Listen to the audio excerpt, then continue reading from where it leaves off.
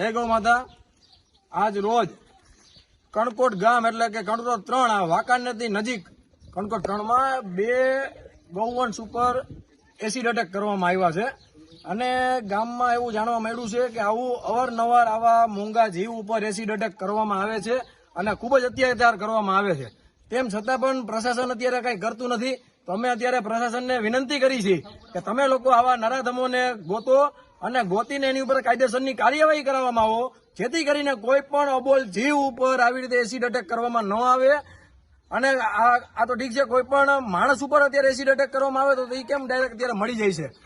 આ ગૌવંશ ઉપર એટેક કરવામાં આવે છે, એસિડ એટેક કરવામાં આવે છે તો એ હજી મળતા નથી।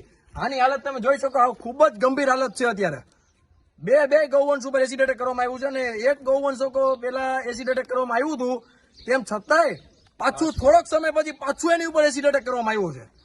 રાજકોટ જિલ્લા ટીમ, વાંકાનેરની ટીમ, ગૌરક્ષાની ટીમ સાથે મળીને અત્યારે બે ગૌવંશને રેસ્ક્યુ કરાવેલા છે અને રાજકોટ કરુણા એનિમલ હેલ્પલાઇન સદભાવના ખાતે અત્યારે સારવાર માટે મૂકવા જાય છે।